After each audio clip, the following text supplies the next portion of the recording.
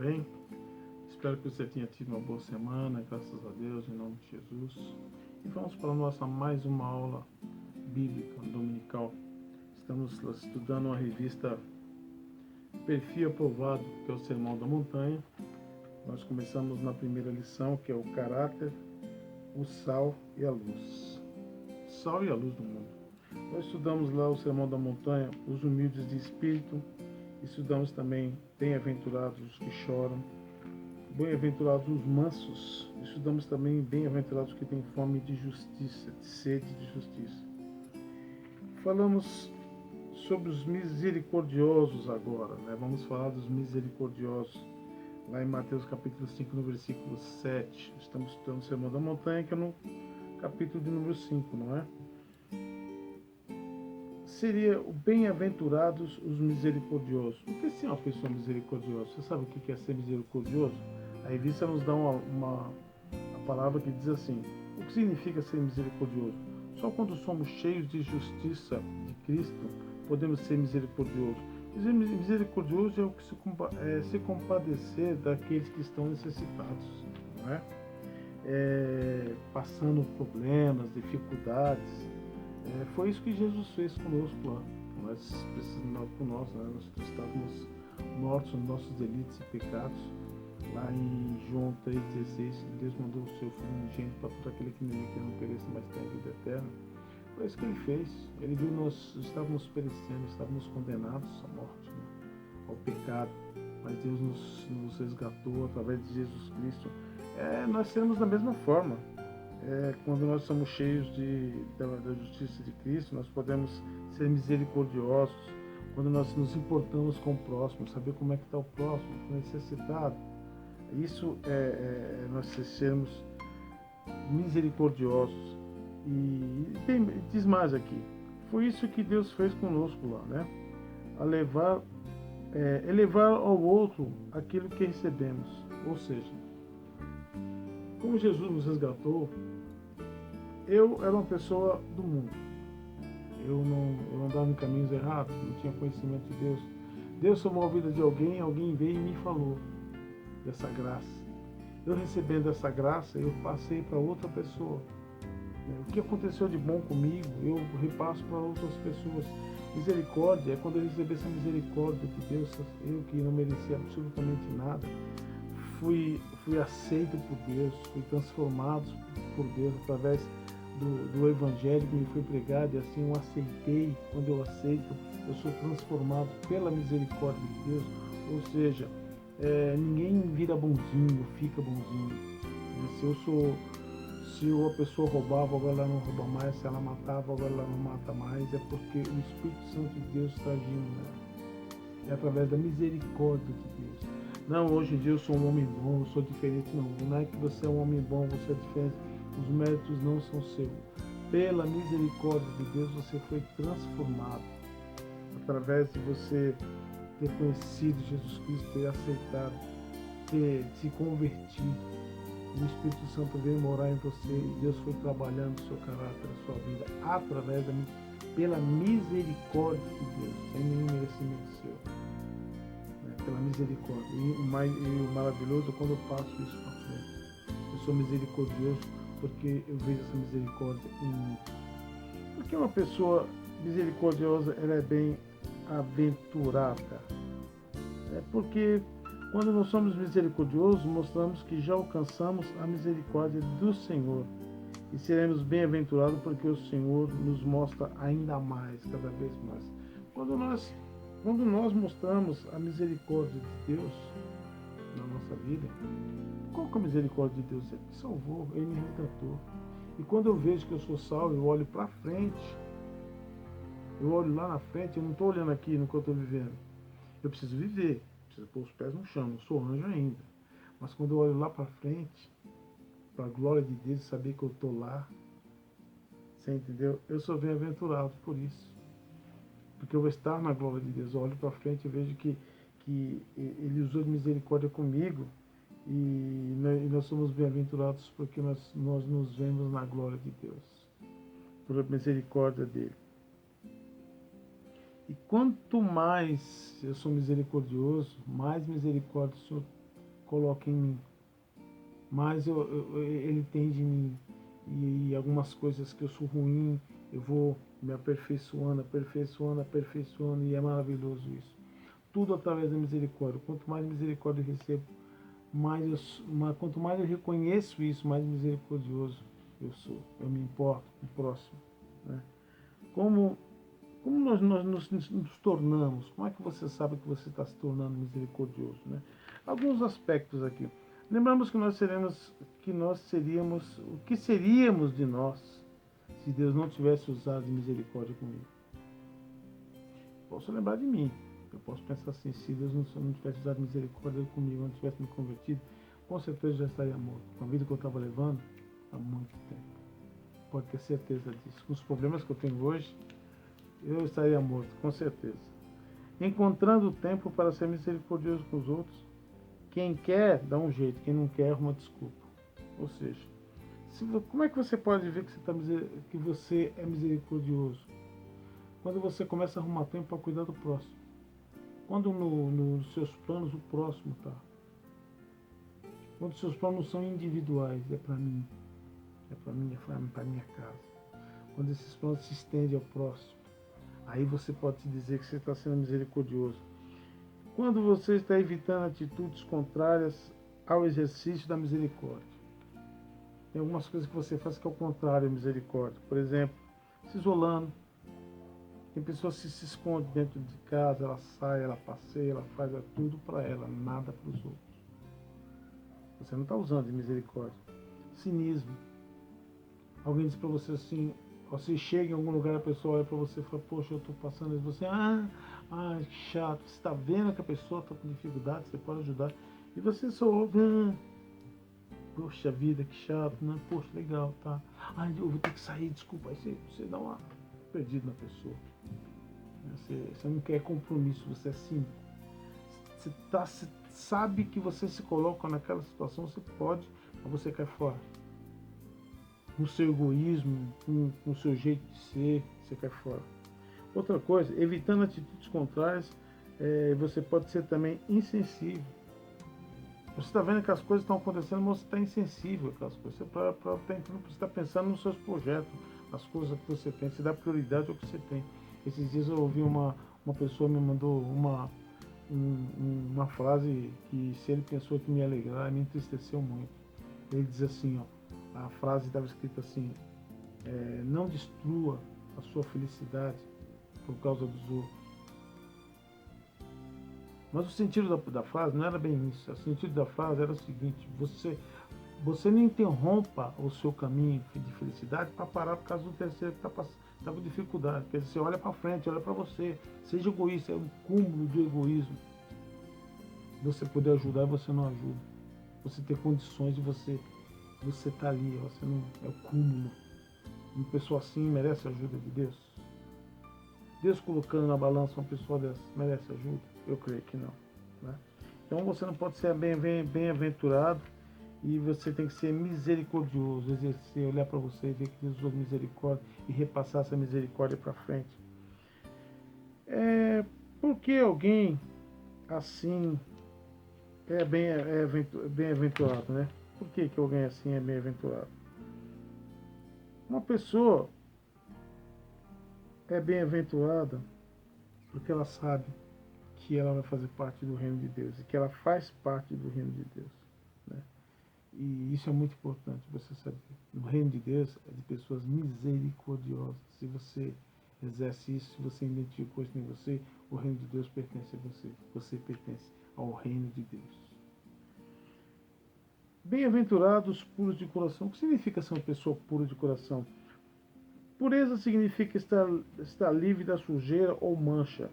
Coração significa a pessoa como um todo. Por causa do pecado, nosso coração não é puro. Mas quando nos convertemos, o Espírito Santo age em nosso entendimento e permite que a verdade nos guie para trazer a vontade de Deus. Você não conhece Deus, está longe do Evangelho, não sabe nem o que é salvação.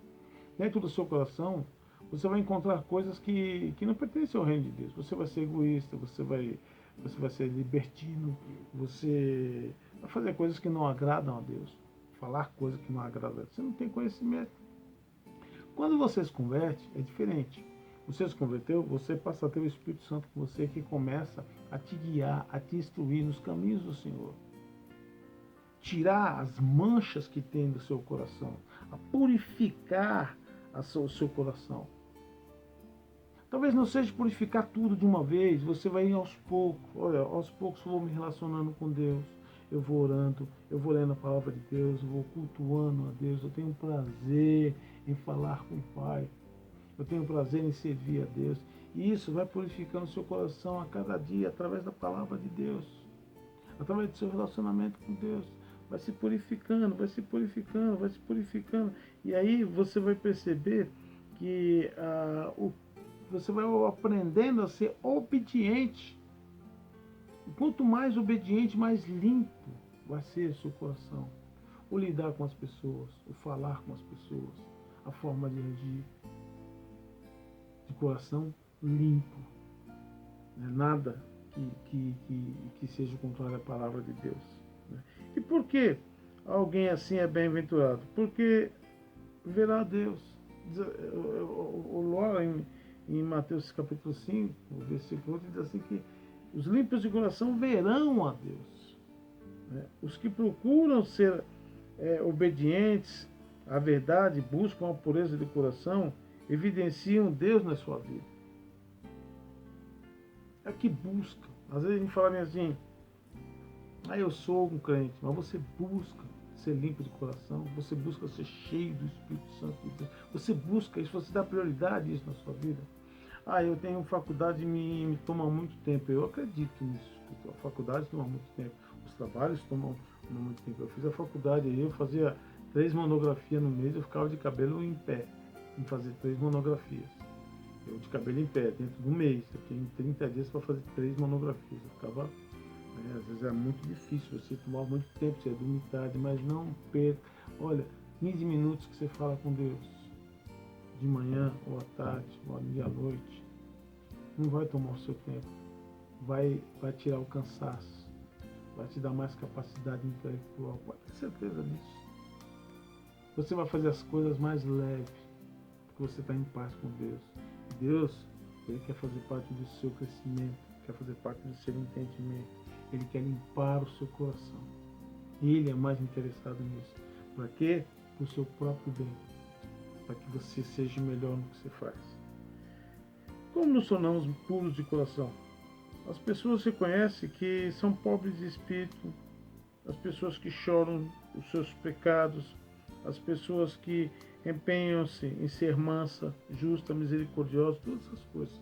Todos o que nós falamos aqui do Sermão da Montanha, você aprender a ser todas essas coisas, torna você puro de coração. Você ser manso, você ser humilde, e essas coisas vão limpando o seu coração, vão fazendo com que você seja uma pessoa que nasça novamente, seja uma pessoa nova.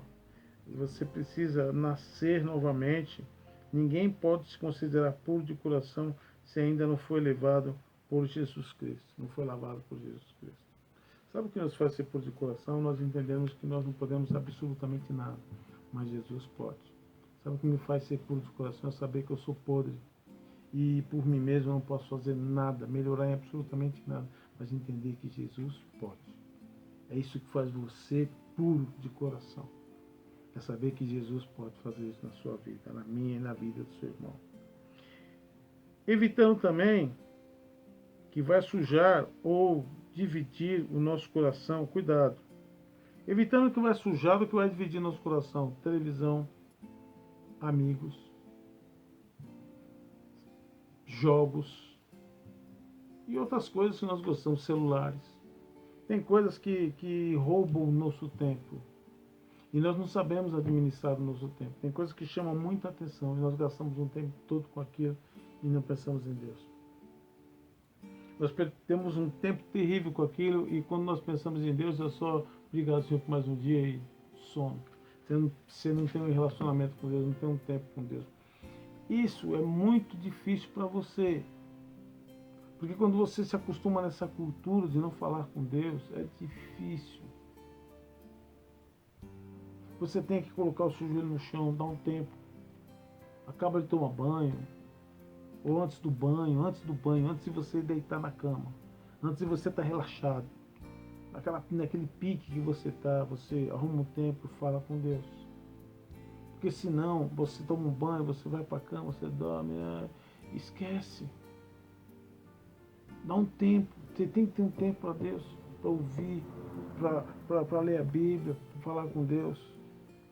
Então isso vai fazer com que você limpe o teu coração, seja puro de coração. Bem-aventurados pacificadores. O que significa ser pacificador?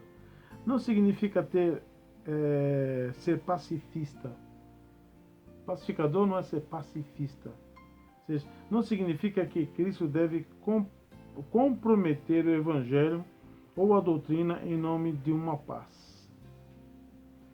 Ao entrar no Greenpeace lá, para ser dos países, para proteger os animais, para os animais viverem em paz, para o homem viver em paz com a natureza, ser um grupo. Não é isso. Não é isso. Significa ser alguém cheio da paz de Deus. Jesus falou assim: eu vos dou a paz, mas não como o mundo a dá. Nós temos que saber o que é paz. E paz é você saber que você pode atravessar um rio de lágrimas. Você está chorando hoje por coisas horríveis que aconteceram na sua vida. Mas você olhar para o céu e falar assim: mas amanhã, ou depois, eu estarei lá com o meu Senhor. E as lágrimas vão secar, e as tristezas vão acabar, não haverá morte, não haverá dor. Você entendeu isso? Eu ter essa esperança, essa esperança que me traz uma paz, onde eu posso usar essa paz, essa esperança e levar para o próximo. Não importa o que esteja acontecendo com ele. Eu tenho uma palavra para você, eu tenho uma palavra para o mundo. Você tem uma palavra no meio da violência, no meio da tristeza. E por que uma pessoa assim é bem-aventurada? Porque ela será chamada de filha de Deus. Filho de Deus. Você já imaginou você ser chamado? Quando viver como pacificadores, nós vamos nos parecer com o Pai. O jeito que Deus dá a paz para nós queremos dar a paz para o próximo. Você imaginou quando você está com um problema, logo você chega, alguém fala assim, ou chegou alguém que pode nos dar um alento, chegou alguém que pode nos dar uma palavra para aliviar o nosso coração no meio da tribulação, no meio da guerra, no meio de sei lá o quê. Ser um pacificador, aquele que traz a paz, aquele instrumento de Deus para levar a paz para o próximo. Significa alguém estar cheio de paz, mas a paz do Senhor. Porque uma pessoa assim é bem-aventurada? Porque ela é chamada filha de Deus, porque ela entregou sua vida, ela tem um relacionamento com Jesus. Ela pode chegar ao Pai através de Jesus Cristo. Ela é filha de Deus e é um privilégio você ser um filho de Deus. Ainda mais, é privilégio maior alguém olhar para você e falar: você é verdadeiramente um filho de Deus, um cristão, um crente. Isso é bom. Isso é maravilhoso. É um privilégio, né? Como nós nos tornamos pacificadores? Quando as pessoas olham para você, você olha quando você é um pacificador. Quando você fala menos. Quando você com a sua língua não fere. Quando a sua língua você traz paz. Quando acontece, tá um pandemônio lá, todo mundo brigando, discutindo. Quando você vai falar, você não dá razão nem para um nem para outro. Você não chega chegando, arrebentando todo mundo, não. E você não chega ali provocando incêndio. Você, ao invés de o negócio está pegando fogo, você não põe combustível para pegar mais fogo, não, você apaga. Se é uma pessoa que está numa guerra, está numa briga, você chega lá calma, você entende, você compreende o que está acontecendo, vai na pessoa, deixa para lá, ou no mais violento, e fala: rapaz, não faça isso, E as pessoas te olham e sabem que você é do bem, sabem que você é uma pessoa pacificadora, que você nunca agrediu ninguém, nem com palavras, nem na porrada, nem no soco. Então você é bem respeitada por isso. Então você chega lá, você apaga um grande incêndio. A língua, às vezes nós falamos coisas que ferem. Às vezes uma pessoa fala: isso mesmo, isso você põe fogo. Não, você não pode ser assim. Não importa quem tem razão. Evita confusão, leva a paz para essas pessoas. Não seja a sua boca um incentivo para a violência ou para a discórdia, mas sim para a paz. Sendo menos egoísta, disposta a servir, não procure uma bênção só para mim. Ultimamente nós somos assim. Muitas pessoas assim, bênção para minha casa, bênção para minha vida, bênção para o meu trabalho. E o próximo nada. E o próximo nada. Né? O evangelho é coletivo, é para o bem comum de todos. Você tem que orar para o próximo. Você tem que orar para aquele que está necessitado, não importa o que ele seja, se ele não é da igreja, ele não importa. Nós temos que orar, nós temos que compartilhar, nós temos que deixar de ser egoístas. Senhor, eu quero um emprego para mim, eu preciso de um emprego. Senhor, abre a porta de emprego para todo mundo, para o Brasil, melhor o meu país, para que meu país tenha emprego para todo mundo. Não, eu não quero trabalhar e ver o próximo passando fome, eu quero que todos trabalhem. Esse é o nosso pensamento. Eu quero que todos tenham condições de estudar, que todos tenham condições de ir no mercado. Não sejamos egoístas, né? Aí você começa a ser um pacificador quando você não é egoísta. Não semeia contenda entre os irmãos. Você é instrumento de contenda. Já imaginou? Pô, tá uma confusão tremenda lá. Você espalhou, você saiu de fininho, deixou o pau quebrando ali. Pô, o negócio tá feio ali. E você que semeou, é muita coisa. Muitas vezes nós ouvimos algumas coisas que deixam a gente indignado, mas a gente ouve, de vez de apurar, a gente passa essas coisas para frente. Quando passa para frente, confusão na certa. Instrumento de discórdia, fala mal do outro. Um falar mal do outro, falar do outro, você toma partido para um lado e a discórdia está pronta. Você não pode ser assim. Tem que colocar as coisas no lugar. Você tem que ser bênção, né? Você tem que ser bênção, não semear contenda. Optando sempre pela paz. Não importa o que está acontecendo, o importante é que você é um instrumento de paz nas mãos de Deus. Bem-aventurados os perseguidos por causa da justiça. O que é perseguido, né? O que significa ser perseguido por causa da justiça de Deus? Significa que quando nós parecemos com Cristo, seremos tratados como Ele foi. A perseguição é por causa de Jesus Cristo, e não por causa do nosso mau testemunho. Às vezes as pessoas são promovidas, aí quando você é promovido, o que acontece? Você está lá, aí o outro olha que achou que tinha tempo maior, que tinha mais capacidade que você, e depois essa pessoa começa a te perseguir, ou o seu chefe não quer que você cresça, tem ciúmes do seu profissionalismo. Isso não tem nada a ver com a perseguição que a Bíblia fala.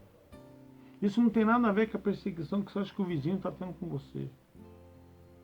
Perseguição é quando você exerce o papel de cristão de uma forma tão justa, tão grandiosa na vida das pessoas, que as pessoas começam a perseguir você em função disso.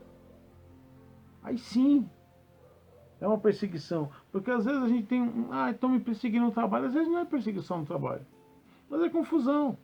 Será que essa pessoa ouvindo você, o caráter de Cristo, está te perseguindo por isso? Se for por isso, sim.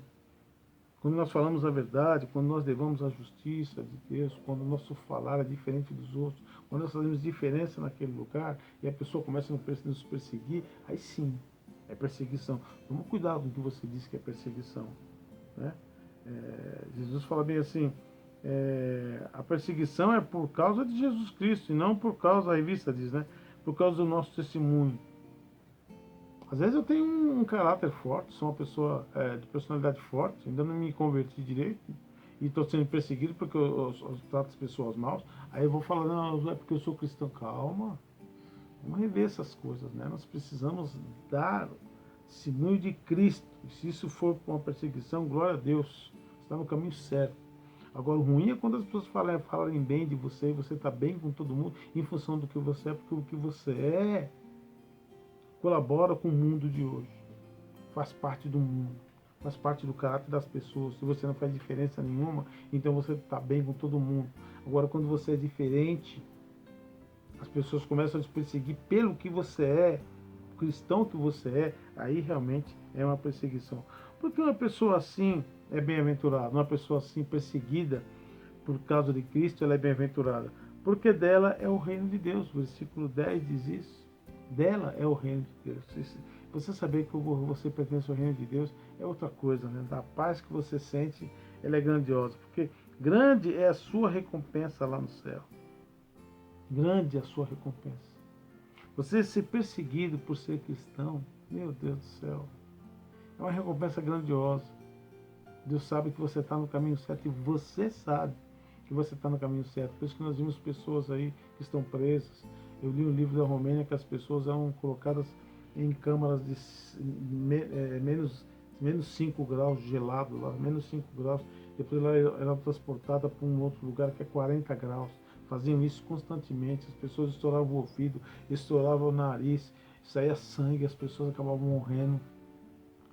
E elas faziam isso, sabe como? Glorificando a Deus. Como é que pode isso? Alegria de servir a Deus, saber que está sendo punido porque está fazendo a vontade de Deus, assim como Jesus foi perseguido, essas pessoas também são. Nós vivemos num mundo sem perseguição, o Brasil não tem perseguição, nós não sabemos o que é isso e nós não pregamos o Evangelho como deve ser pregado. E às vezes as pessoas não se preocupam. Porque uma pessoa assim, ela é bem-aventurada, porque ela está em boa companhia, né? Porque da mesma forma perseguiram os profetas e da mesma Jesus os que viveram antes de vocês. Perseguiram também os que viveram antes. Os profetas foram mortos e perseguidos antes de Cristo, né? Essas pessoas são bem-aventuradas. Nós sabemos disso. Como devemos agir como somos perseguidos por causa da justiça? Como é que você acha? Você está sendo perseguido justamente porque você pregou o Evangelho. Eu já preguei o Evangelho numa empresa. Ganhava muito bem. Preguei o Evangelho com um pai de santo que foi lá para abençoar. Dizem eles que era para abençoar, mas aquilo amaldiçoava. E eu fui buscá-lo no aeroporto. Fui incumbido de buscá-lo. Eu falei, eu só vou buscar se tiver um propósito. Orei a Deus, Deus falou para mim, vai. Vai. Você é funcionário, você tem que ir. Eu preguei para esse homem. Esse homem chorou. Preguei o Evangelho para ele. E aconteceram algumas coisas no meio do caminho que Deus preparou. Eu, por mim, sou ignorante, mas Deus, ele, no momento certo, ele nos instrui e ele fala. E eu fui mandado embora. Mas eu fui mandado embora convicto de uma coisa. Eu fiz o que era certo. Não importa o quanto que eu perdi, não importa o que foi ruim para mim, não importa. Importa que eu estava no caminho certo. Como nós devemos agir? Com esperança em nosso galardão, né? Nós seremos galardão de Deus. Deus é um Deus galardoador. Tudo que você faz, você vai ser recompensado. E com fé no Senhor Jesus. Haja com fé. Fala assim, eu estou fazendo o que Deus me mandou fazer.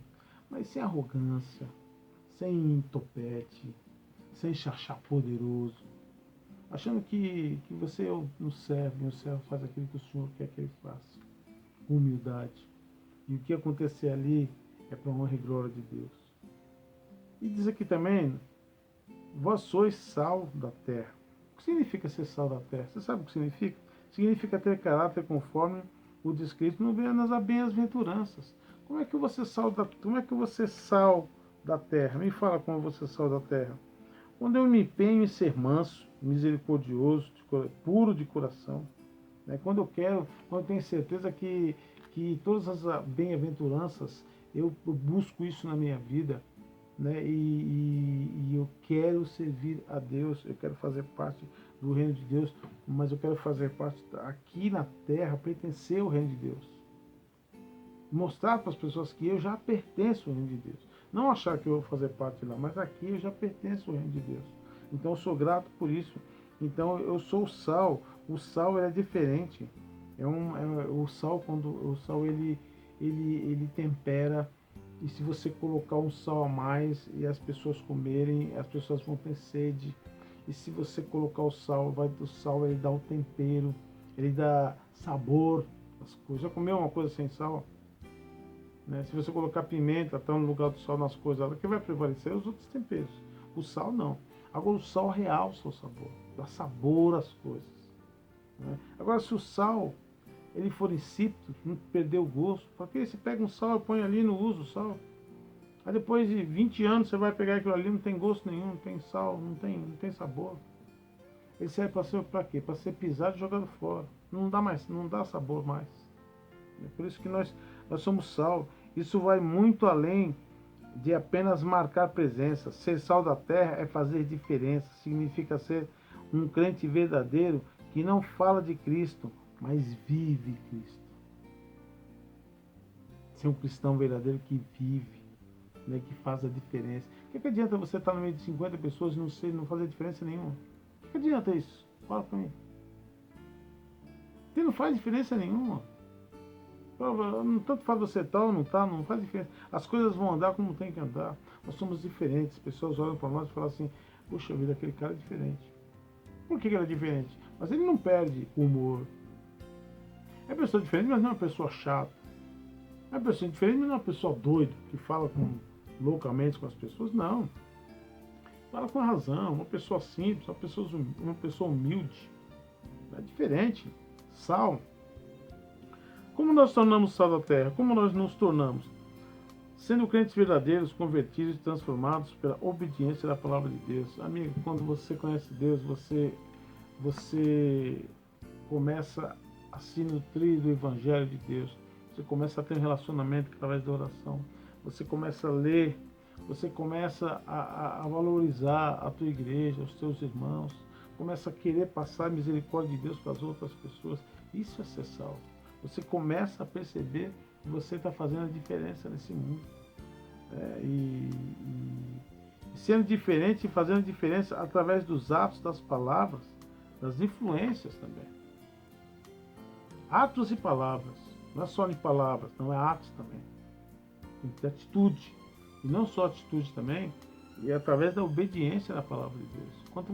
Quanto mais você é obediente, mais diferença você faz no mundo. Não adianta eu ler algo maravilhoso. Eu não devo cobiçar, eu não devo mentir. Eu vou colocar isso na minha vida prática. Quanto mais eu faço isso, mais sal eu vou ser. Mais diferente mais diferença de Deus as pessoas vão ver em mim. O que significa ser sal? O que significa ser sal da terra? Nós tornarmos sal da terra, sendo diferente, fazendo diferença através da palavra de Deus e com influência, influenciando pessoas, né, pelo nosso testemunho. Agora, quando você é influenciado, é duro. Você é influenciável ou você influencia? Sim, porque tem pessoas que não têm argumento, não se nutrem da palavra de Deus, não têm um relacionamento com Deus. Quando vai debater alguma coisa, não tem o que falar. Era engolido pela doutrina do outro, por perguntas. Quando eu comecei no Evangelho, eu comecei a querer falar demais. Eu comecei a querer falar demais. Eu falava para minha mãe, para meus irmãos. Ninguém me aguentava. E qualquer argumento me engolia. Eu não lia a palavra de Deus. Quando eu entendi que eu tinha que me nutrir do Evangelho, me tornei uma pessoa melhor. Eu falo menos, eu trato melhor as pessoas. Eu não sou arrogante. Não tenho arrogância na palavra. É uma coisa linda, maravilhosa. Assim como Jesus foi conosco, humilde.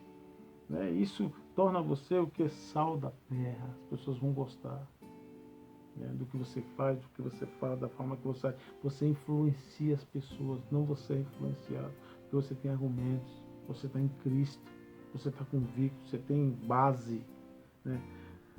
E disse-me assim, vós sois a luz do mundo. O que significa ser luz do mundo? Né? Significa o crente transformado por Jesus Cristo é a verdadeira luz do mundo.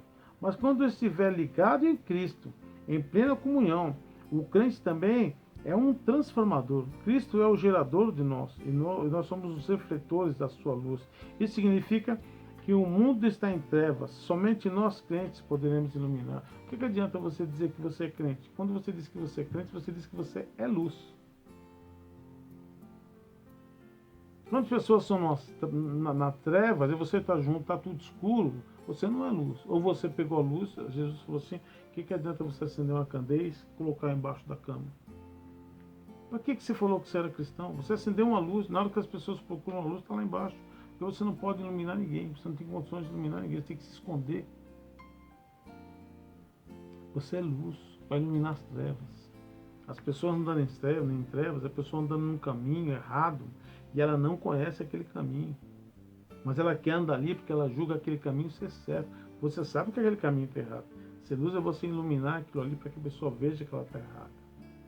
E vá para o lugar certo. É ser luz. Mas nós não temos luz própria. Nós somos como a lua. A noite está aqui, a lua está aqui. Ela reflete a luz do sol. E a luz do sol reflete na noite. A luz da lua reflete na noite. E a lua, ela não tem luz própria. E tem lugares no interior que são totalmente iluminados de noite. Né? A lua tão bonita, tão grande, o céu está tão limpo que ela ilumina tudo. Mas aquela luz lá vem da luz, vem do sol. Ela apenas reflete o que nós fazemos. Quando nós estamos bem com Deus, estamos em comunhão com Deus, nós refletimos a luz de Deus. E nós somos luz para o mundo. Né?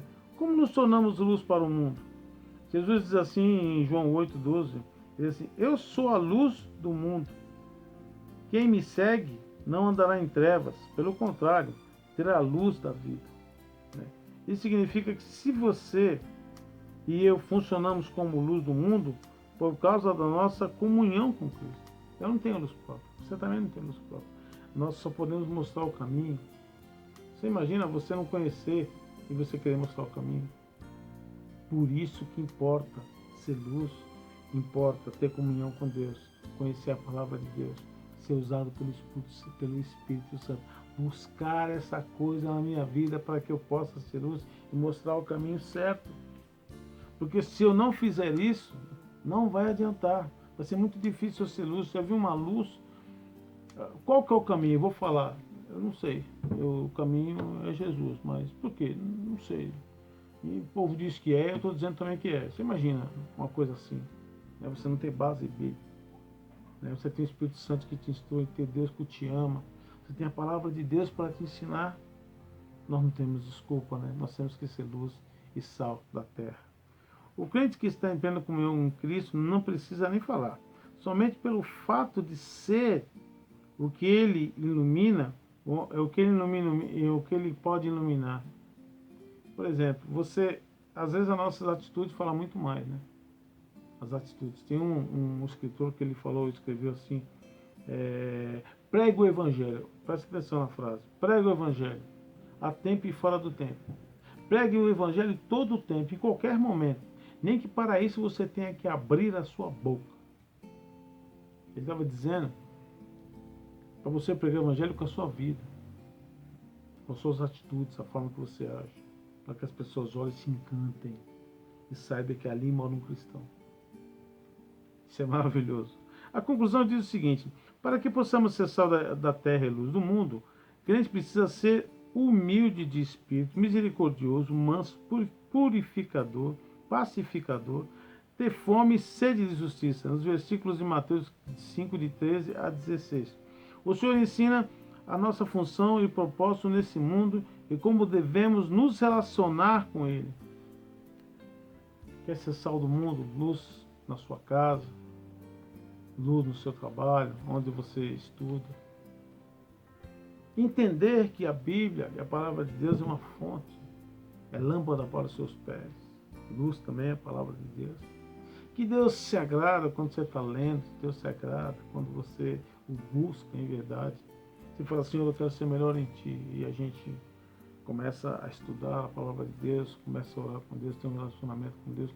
É tão interessante, tão maravilhoso como Deus, a humildade de Deus nos encanta. Muitas vezes nós colocamos nosso joelho no chão, a gente começa a orar, a gente se sente tão bem.